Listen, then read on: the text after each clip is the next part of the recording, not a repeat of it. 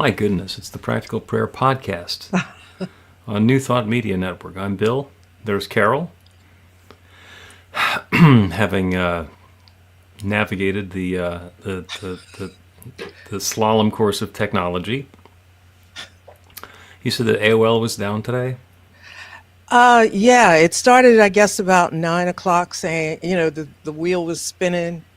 And I don't do AOL usually before 11, except for, I got a strict thing, but except for on Mondays to make sure I got everything is working in plenty of time for the podcast. And it kept saying, we got a problem. And I'm thinking, fix the problem.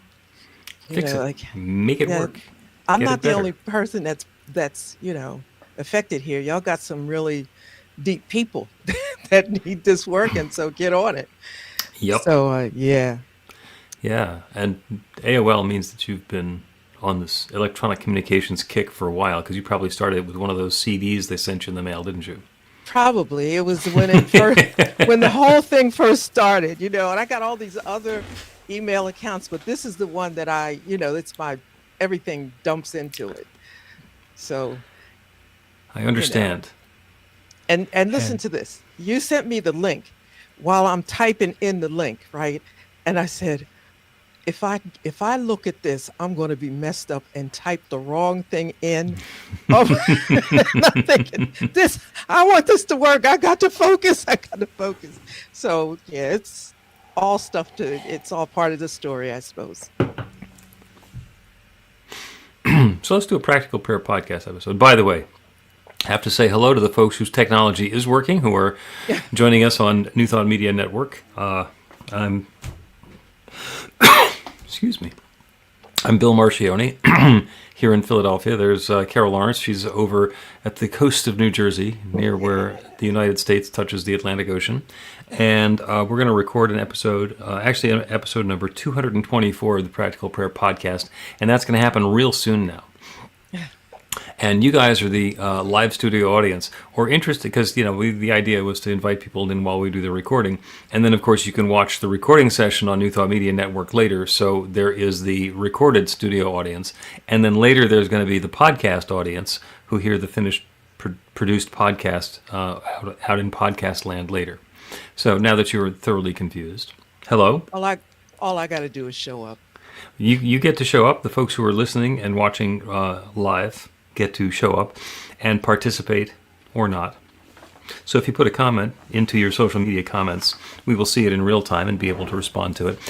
If you are watching the recording, which I understand a lot of people favor, you can go to the website, bethelight.com, be-the-light.com, and there's a section for Practical Prayer Podcast and a button there where you can make the same sort of comments, and we will watch those comments offline or nearline. Lynn is on social media, just saying hey with a little thumbs up on the Facebook, like when you say the Facebook, as though there's only one.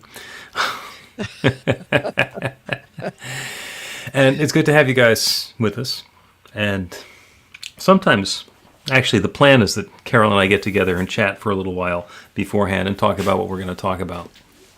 And today, as you have probably inferred from the conversation, we spent the pre-programmed time hoping that AOL was going to work and manually typing a machine-readable URL into your browser so that you get into the recording platform. As annoying as that is, there were no tolls like there would be on the Atlantic City Expressway. Yeah. Yeah. But you know what? I like to look at things like this. Okay. So how can I make sure this doesn't happen again?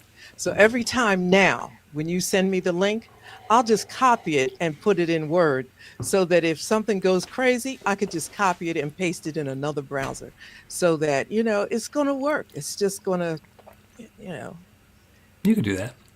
That'll yeah, work. sure you can. Sure. And I then I just have to get your most recent link. That's all.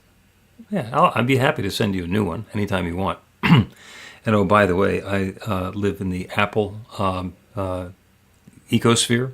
Oh, So yeah. you text something on my phone, it shows up on the computer, and I can click on the link on the computer. Got you. So you're still not going to trade in all of your technology. Listen, it's No, you're not going to. No, I'm not going to. There's so much new stuff coming out, which is a good thing that'll lead into what we're talking about. Um, you know, There is. There's a lot of good yeah. things, and the Windows versus Macintosh uh, conflict and iPhone versus Android phone is a religious battle, which I got into. Actually, those are the first religious battles I got into were the technological ones because I was an early aficionado of Betamax. You remember that? Yes, I do. I do. So yeah, between Betamax and Macintosh and New Thought, I like tilting at windmills. So you want to tell me what we're going to talk about today, or you want to surprise me when we start the podcast episode? No, I'll tell you, it's about releasing and trusting and receiving. So it's always so many dimensions to that. So whichever way we decide to go, it will be grand. Release, trust, receive. In some order. All right, now I'm intrigued. So let's start the podcast so I can find out what you meant. A practical prayer is a prayer that works. These discussions between Reverend Bill Marchiony and Carol Lawrence dive into the details of how it works and how to work it. Reverend Bill is a New Thought minister and the author of Practical Prayer for Real Results. Your new life begins with a new thought. Carol Lawrence is on a spiritual quest, finding the New Thought teaching after decades on the pulpit in 3 different traditional denominations. I've got some questions. Together, they're exploring the philosophy and activities that come together from many of the world's religions to create the practical spirituality that is New Thought.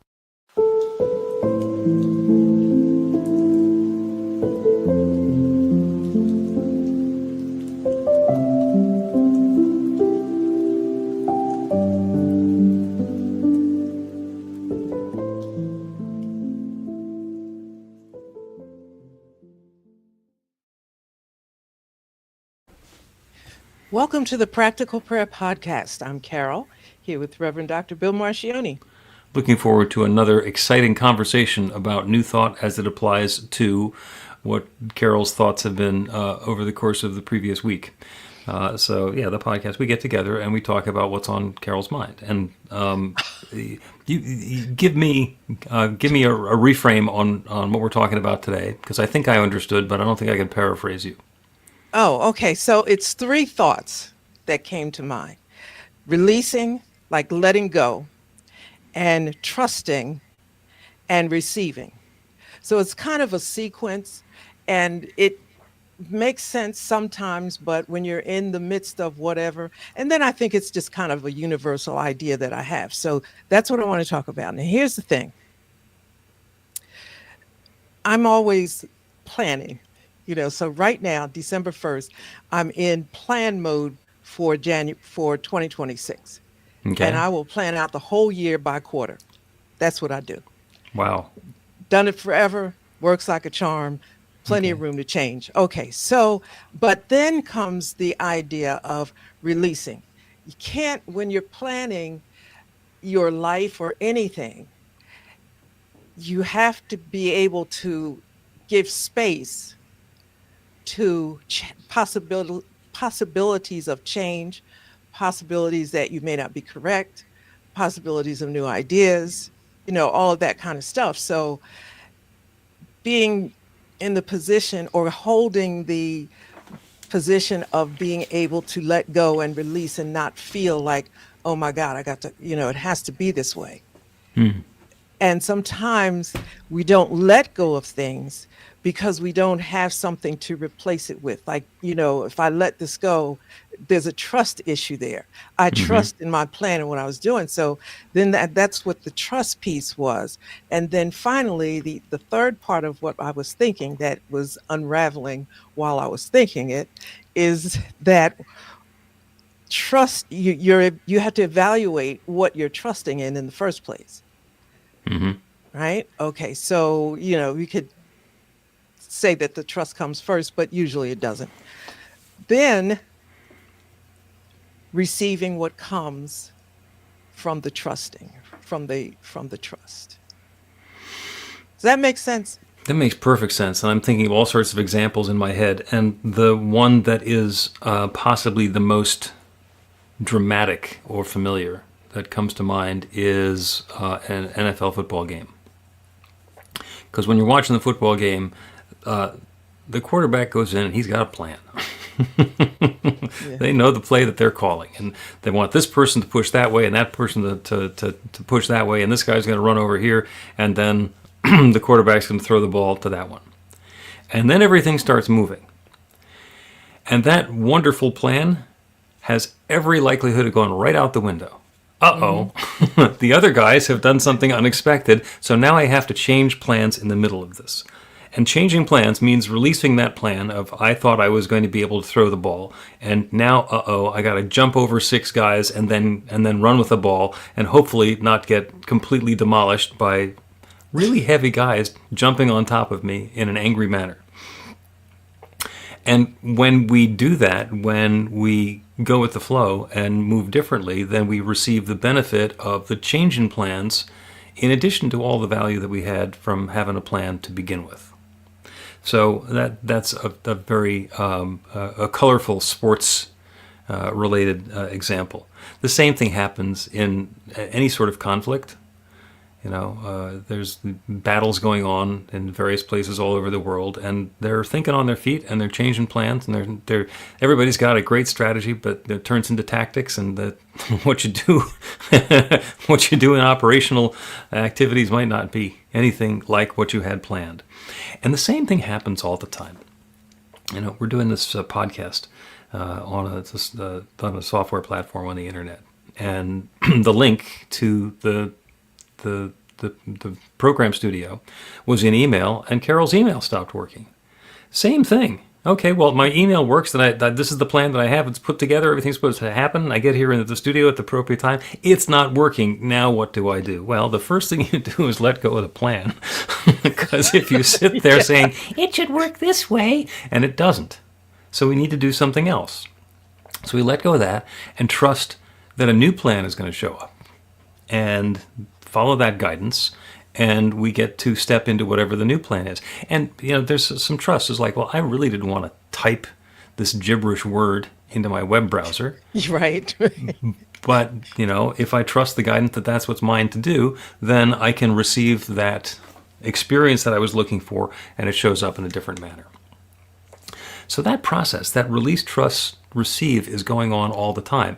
And there's another one that's even more personal. And as I was thinking about this, it's like, I'm really looking forward to this. So what I would like you and everybody who is within the sound of my voice to do is take a deep breath out, blow all of that air out, and hold your breath. You've just done a release. Now you did that trusting that there's going to be another breath. At some point, your body's going to say, take that breath and go ahead and breathe it in and receive. And be filled. And maybe that breath feels different than the other breaths. Maybe you notice that one a little bit more because it's part of the process, because you got to wait for it, because there was a release and a trust, an intentional release and trust that went on leading up to that. So that process that you notice is going on all the time. It's going on all the time. And the release part is the part that we're really bad at. we just tend to be not so good at releasing. I changed my clothes around from the summer clothes to the winter clothes, and and so I don't have enough room for all of the winter clothes that have been squirreled away in various places. So now there's a little stack of stuff that I get to release, and it's been out long enough that my wife has reminded me it's release time. And of course, the reason that I want to is because, well, I might need that. Well, okay, the reason it's in that stack is because you really don't. So go ahead and move it over to the thrift store. And trust that if there is something else necessary, the receive process is going to happen. And then it repeats the same way that one breath that we had in 1987 was not the be-all and end-all breath. There have been other breaths. They continue to be important. They're all important. And we're in a process. How was that for a soliloquy in response to your setup? It's great. I love the analogies that you give and the examples because they're never the same ones that I have. So I like football. I love football. So I thought, okay, this is going to be a good one.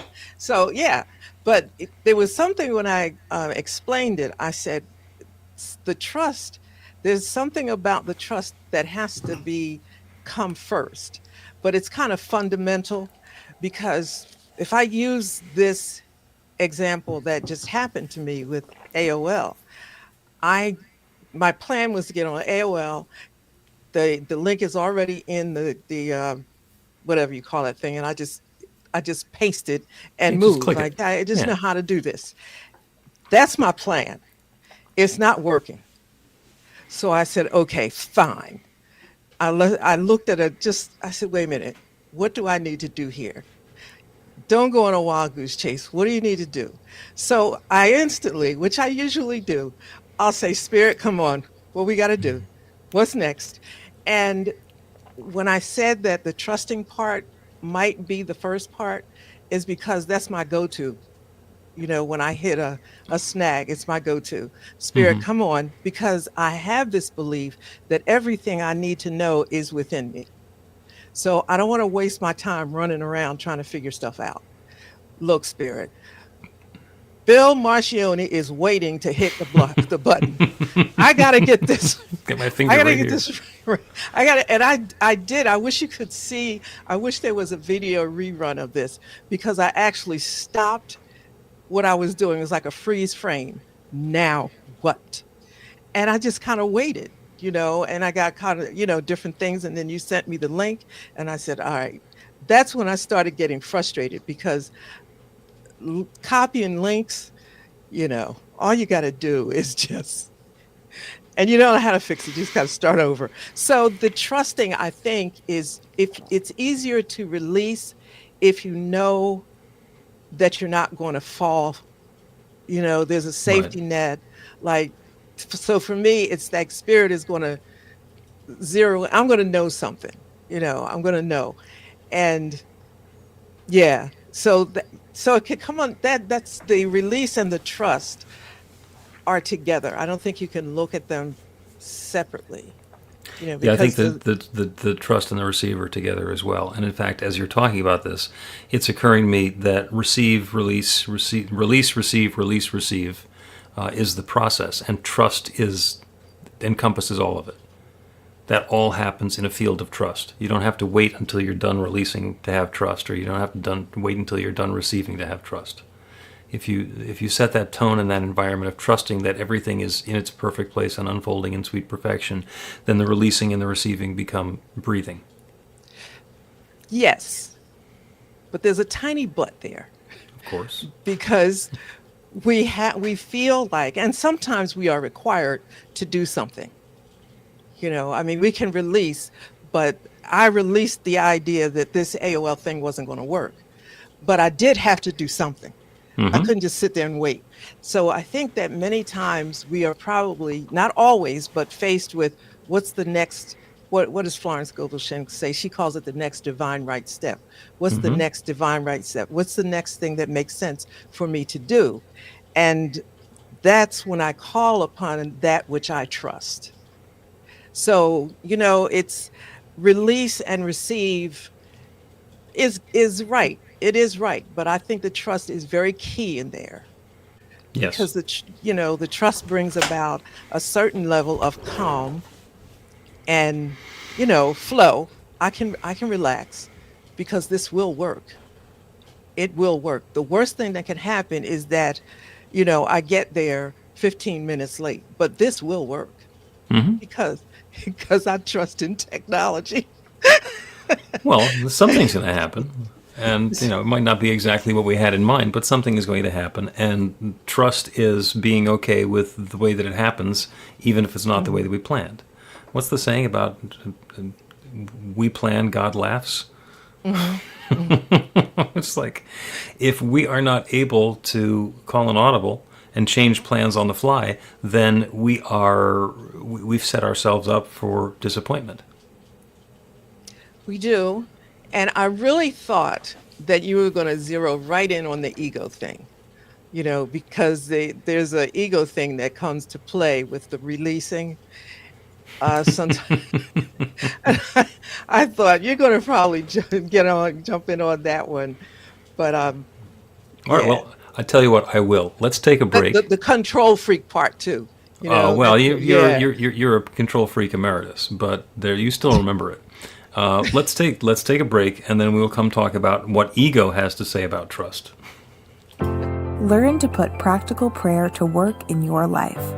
The steps are simple to learn and let you begin to get real results to create the life of your dreams immediately. Reverend Bill Marchiony's widely acclaimed book, Practical Prayer for Real Results, gives you a clear summary of the New Thought principles behind practical prayer and the series of easy-to-understand steps found in the most effective prayers from religions and spiritual practices all over the world and throughout history. Practical prayer is not a replacement for your religion or practice. It's a technique to make the work you do in consciousness even more effective. The book includes 40 prayers on various topics that you can adapt as needed and use as your own. Practical Prayer for Real Results is available in paperback, Kindle, and audiobook on Amazon or at b-the-light.com. That's b-the-light.com. Welcome back to the Practical Prayer Podcast. I'm Carol, here with Reverend Dr. Bill Marchiony. We are talking about release and trust and receive, and we had turned the subject to ego, which I will translate into, what do you mean it's not going to go the way I said? What do you mean I have to change my plan? Because we get to be indignant because we put all this effort and attention and energy into planning something, and how dare the universe interfere with our stuff? What the hell? It was a great plan. Yeah. If not for the universe, this would have worked perfectly. And on time, by the way. Right, right. People have often remarked, because I do a lot of work with technology and groups, and there's a lot of online stuff, and the rules keep on changing, and stuff doesn't work. And for a while there were people who would come into Zoom meetings, to open Zoom meetings, just to make trouble. And I do these meditations online a dozen times a week. I've been there's close to 5,000 of them that I've been doing since the pandemic began. And over the course of time, there have been hooligans coming into these meetings, and I've gotten pretty calm about identifying them and then knowing what they're going to do next and then excusing them.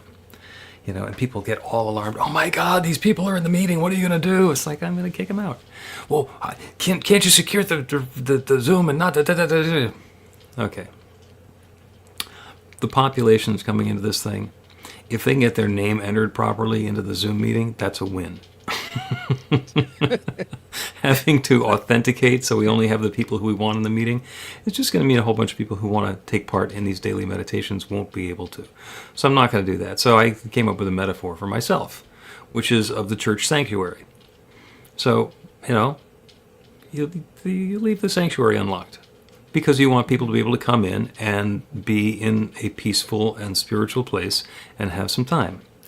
And if every once in a while somebody comes in who doesn't belong there and causes some trouble, then you have the security folks notice them and escort them out. So, we have a security camera in the Zoom room. we have a guy who can kick them out. There's not going to be any permanent damage, and a little disturbing from time to time, and it's just not a big deal. Mm-hmm. What's happened is because I got okay with that. When somebody new comes into the meeting, or I'm running the meeting for somebody else, and one of these people shows up, everybody is just completely flabbergasted that I'm so calm about just responding to it and knowing what to do and getting the person out of there and resuming with the meeting. And it's like, wow, how do you do that? And it's like, well, you practice. you practice, you get to the point where it's just muscle memory, you know what the plan is. And you get your ego self out of the way. Yeah, I'd prefer if that doesn't happen, but if it does, then I'm okay, and we'll do whatever's going to be next. Because the ego is valuable. It's important. It tells us the way that we want the meeting to go, or the situation, or the section of life, or the experience, whatever. And it is our trust that lets us change the plan and know that whatever the new plan is going to be as good as we could have imagined. Exactly. Yeah. Yeah. It takes you use the term muscle. It does take some time, because what did you call ego emeritus I am? No, you're you're a control freak emeritus. Yeah. Yeah. And And just to reframe this for the folks who might not have been here for all 200 and something episodes, when I first met Carol, lo, those many moons ago, she described herself as a card-carrying control freak. And knowing how this New Thought teaching works, and she was not new to it, but newer to it than other folks who I've dealt with. I've seen the arc before, and it's like, okay, that control freak thing doesn't last that long. But what I didn't say was, that's not going to work. I said, oh, okay. Good for you. Let me know how that goes. And at some point, I gave you a picture as a Christmas gift. yes, I still have it. Yes, of your voided, expired control freak card. Yeah. I show that a lot. I use that and I show it a lot because I think it might sound like it's funny, but it's really it's a monumental lesson, because some people are not. First of all, you don't realize sometimes how strong that is, how rooted it might be in us. And actually, I thought about that this morning. I was thinking about how did this happen? It's because the way I was raised, my parents were working. And, my sister and my cousins would, for the summer, be at my house. And my mother she would leave so early, she'd leave a note on the dining room table. And these are the tasks that have to happen. Mm-hmm. And when I come home, and we knew this, there's no discussion. It just all has to be done. Or there's a different kind of problem. Mm-hmm. So my cousin, who was older, she taught me this just by doing it. She said, look, we got to make this happen. We got to make this happen. And that meant whatever you had to do, control, whatever, get it done. And so that's rooted, in me. And you got to come up with all kind of creative ways sometimes to get these things done before 4:45, when my little tiny short mother came around the corner and the fear of God came if you didn't have it done. So being in control, and the idea of letting that go didn't feel safe. Mm-hmm. But then, you can recalibrate, I guess, and say that, okay, well, there is something bigger than me. And that's spirit, or that's God, whatever. No. And so, all right, let me try it. Let me see. I know God, moves mountains. I know God heals diseases, but is God going to give me the information that I need? Can I trust before my mother gets home and I got to deal with somebody that wields something stronger than God? I don't know. You know what I'm saying? So, yeah. So you got to make a shift. And it's okay. It takes a minute, though. Yeah. Yeah. Well, it comes down to trusting the process. And the process is that there is an infinite creative power, a divine mind, an infinite presence that's doing everything. And it's doing it in part through and as us, and in part through and as other people and elements and agency in the universe. But there's still that one that's behind all of it. And when we trust that one is unfolding the situation in a way that's going to bring harmony and uplift to us and to everyone around us, we can let go of the thought that we need to control all of that. Yeah. So, in the discussion of ego, we all know it is the Father within who does the work, or doeth his works. And that means that this is all the divine acting through us. And people are usually willing to acknowledge that, sometimes a little bit, and sometimes a lot.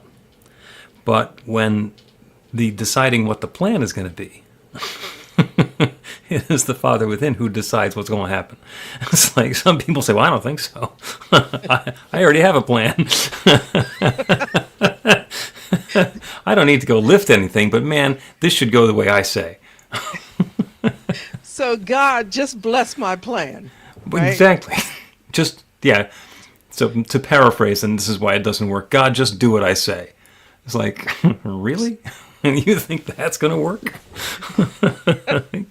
Get back to me on that one, too. I had the opportunity to meet Walter Starkey. He came to Philadelphia. It was actually his last visit to Philly before he passed. And the thing that he was talking about in this wonderful presentation he did is trust the process. There's a process that's going on. And when we let go of our attachment to what the outcome is going to be and trust the process, then we open to all sorts of possibilities. It might not go the way that we thought it was going to go. The steps may not be revealed in the order that we wanted, or there might be things that are missing. Mm-hmm. There might be parts that completely get glossed over. Well, what happened to my Academy Award on the way to living happily ever after? The important part is that when we let go of our attachment and trust the process, it is possible that the happily ever after is going to be much happier than it would have been otherwise. Mm-hmm. So the idea is to be in partnership with the Father within, with that divine presence within. And that's where the trusting thing comes in. The more we can be aware of our connection with the divine creative power that creates everything, the more likely it is that the rest of the stuff is going to come together okay. And it is no coincidence that that is the second step in a practical prayer. And we've been over this before, but since it's called the Practical Prayer Podcast, I might as well mention it again. That after we have an idea of what it is that we want to experience in our life, we start the prayer by turning our attention to the infinite, to that infinite creative power, the one that creates everything. It's God, it's the divine, it's nature, it's the source, it's the Big Bang, it's wherever all of this stuff came from. And the first step is to recognize that infinite power. We look to the divinity. And the divinity is everything that exists around us, and the divinity exists within. The second step is to understand, since there is only that one divine power and presence, that abides within. All of the good that I'm describing as that infinite creative power is part of me as well.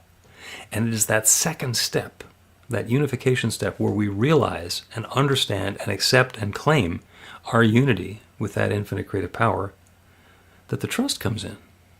Because if in fact I am part of that one divine creative power, then I'm creating this next new experience in partnership with the infinite. And so whatever it is that I'm claiming as I move further into the prayer, that's going to be happening. I get to let go of what's happened up until now. That's the release that we're talking about. And I get to receive the good that I'm seeking. And that all happens in the framework of that second step, of that trusting that creative, that divine presence is me. Mm-hmm. Mm-hmm. And that's a big step. Mm-hmm. Because it's unfamiliar. And it's just the way we see God. You know, I call it God's geographical location. It's where if you see God out there, which is quite normal, you know, in terms of theological understanding traditionally, then it takes quite a lot to imagine, just imagine that big God that's out there somewhere is close enough for me to trust in the moment, you know. And so that's just a big step. If you see God the way, you know, God is within, okay, I use myself for example. I feel like God is right there. Okay, so what are we going to do next? Mm-hmm. What do I need to do next? Yep. But it didn't happen overnight. You know, I had to deconstruct my belief system of God being out there. But then that requires another level of trust. Mm-hmm. That this something new is something worth giving some attention to. But you used a good word, I think. You said trust the process. Yep. That was Walter's word, but I'll take credit. So you ask yourself, okay, so what is the process that's going on here? And you have to include God at some point in this process, but it's up to you where to put God in the process. And when you do that, if God is out there somewhere, your process might get stuck. You know, because you got to figure out, God's got to figure out whether God wants to even be bothered with you. but, but if God is in you, God is in it. Right, Something is going to happen. If I right. just chill a little bit, something's going to happen. So, Yeah, there are two observations that I have there, and the first is something that I have learned from you, which is that it is much easier to live our lives with a God out there, because when things don't go the way that we want them to do, we can just say, "Well, it's God didn't want it to," mhm. and it is much easier. We don't have that personal accountability. It's like, oh, okay. In New Thought, we say that that you experience your life according to your beliefs. And then people say, well, how do I know what I believe? It's like, look at your life. Your life is a life-size topographical map, one-to-one scale of your belief system. You want to know what you believe? Look at your life. Don't like the way your life is going? There's probably something in your belief that's hidden or blocked or in the way or can be shifted and changed. But saying, oh, well, this is just the way my map looks and it's the fault of a map maker out there. It takes us off the hook. It makes us feel like we're not accountable for what it is that we're experiencing, but it also takes a huge amount of power away from us because we're giving it away. We're saying, well, the answer might be no. And if I have a hidden belief that it's going to be no, then that's where it stays. Mhm. Mhm. And, and it's our belief that's putting God out there and then blaming it. And there's another thing that goes along with that, and I seem like I always get back to this. It's fear, because what if God out there doesn't see me worthy as intervening, or in my affairs? Then what the heck is going to happen to me now? Mm-hmm. What am I going to do? So there's a lot of fear, and I didn't even talk about the fear in my little 3 point thought here. But yeah, I think that fear is a terribly serious thing to consider in the trust, Yeah. you know. Well, fear is what keeps us from engaging in the process. Hmm. Fear Hmm. is the opposite of trust in this case. Okay, can I trust that the infinite is gonna turn this out? If I let go of the trapeze, can I trust that there will be another trapeze for me to grab onto before the ground comes rushing up at me?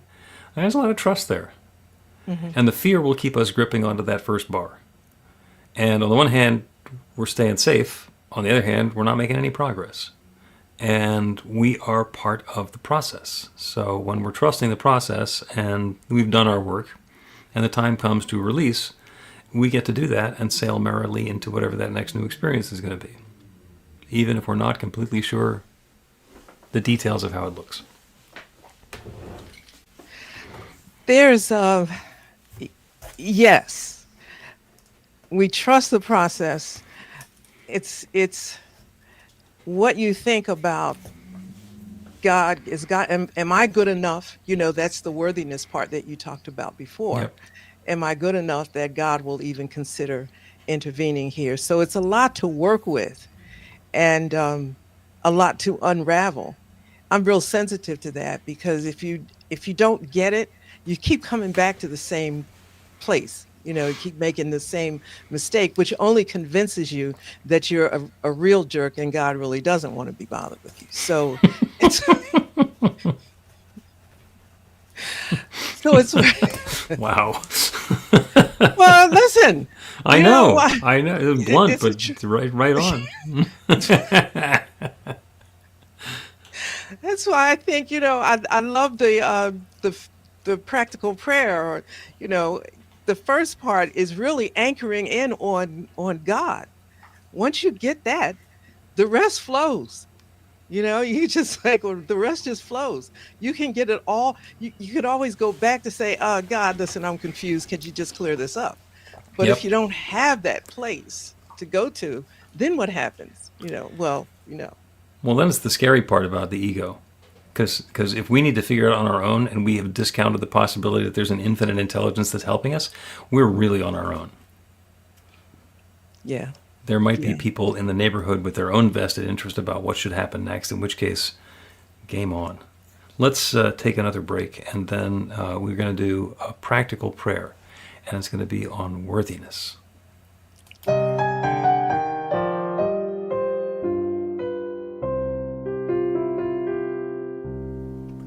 Are you ready to get results? Now, that's not a rhetorical question. Are you ready to get results? RUR2GR.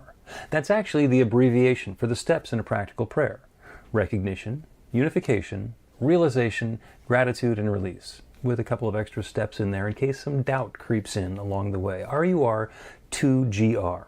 This class is about the prayer technique that's common to all of the spiritual practices and religions in the most effective prayers that they have. And by effective, I mean that the prayer works. It actually creates a change in the experience of the person doing the prayer. It gets a result. We're going to begin with theory, and then we're going to take it into practice. By the end of the class, you will have your very own practical prayer that will help create transformation in your life.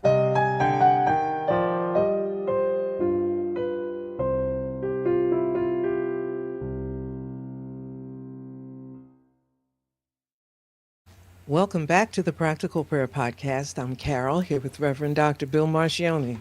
Been having a wonderful conversation about the process of trust, release, and receive, and how the trust piece is sometimes undermined by our own fear, and our ego tells us we can't trust anything out there, so we have to do it ourselves. And then if we're doing it all ourselves, maybe we don't need to release because we might not receive, and then game on. Wrapped it up really good. Yeah, and the point, Carol, that you made earlier is the fear, and mostly the fear is that I'm not worthy, that I don't deserve this good experience, this good life that I have envisioned, that maybe that God power out there thinks that I should have something less than, that other people deserve the goods and I don't. So this practical prayer is claiming our worthiness. And the affirmation, the realization step, is I am worthy. And the reason that's so important is because a lot of us have doubt about whether or not we're worthy. Louise Hay and the thousands of people who she worked with doing healing prayer discovered that just about everybody, the core belief was, I'm not worthy. I don't deserve the good that I'm seeking. And she's pretty good at this. And 100% is a pretty meaningful percentage. So I'm going to go out on a limb and suggest that perhaps there's a feeling of unworthiness for the people who are listening to this prayer. And the way that we deal with that is not to argue with it and not to be belligerent about it. The way that we do that is to turn our awareness to that infinite creative power, that divine presence, that limitless love that shares itself as all of its creation. In the beginning there was darkness and void and God. And God said, let there be. And that creative law responded, and there is. And the scripture says God said, let there be light, and there was light. And then God said, let there be lots of other things, and there was that. The important part is that's the process. Let there be, and there is. And if we look at the Big Bang, or any other creation story, it's the same thing. In the beginning there was the One, and the One started moving upon itself and created something new, and that newness is and continues to be and continues to evolve and unfold. And the important part there is that everything that exists everywhere throughout this manifest universe, 14.2 billion light years across as we currently measure it, is an individualized expression of that One. That includes me. That includes each one within the sound of my voice. And knowing that we are all that one means that we are all as worthy of the good that we are claiming as the infinite was when it said, let there be. We say, let there be with the same authority, that same divine creative power at our disposal. So any idea of a lack of worthiness of anyone who's listening to this prayer is made up. It's manufactured. It is a shadow that's obstructing the shining of the light. It has nothing to do with the light itself.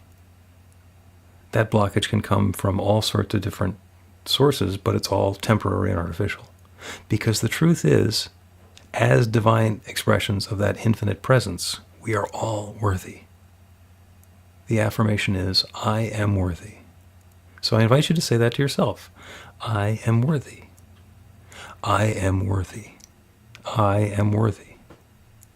Anything that stands in the way of that idea is a falsehood, and I let it go back to the nothingness from which it came. I am worthy. That same thing is true of each of us. I am worthy. And I'm grateful to know that this is the case. I'm grateful to know that this divine creative power that creates everything is responding to my conscious intention and to the conscious intention of each one listening to this prayer. As we claim that worthiness, knowing I am worthy, that infinite creative power is activated, begins creating this newness for us. I'm grateful for it. I'm grateful for the good. I'm grateful for the willingness of each one here to engage in this process. I'm grateful to be able to speak this word and release it into that creative law that creates everything. And know that that worthiness is unfolding right now, as and through and for each of us.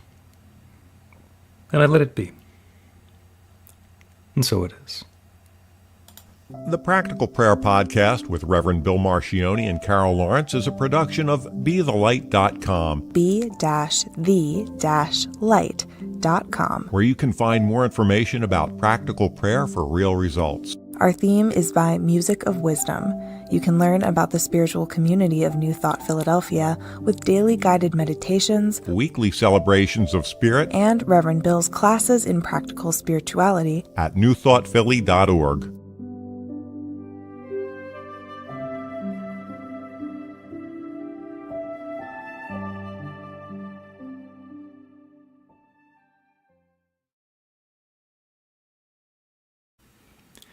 That is the Practical Prayer Podcast, episode number 224 on New Thought Media Network.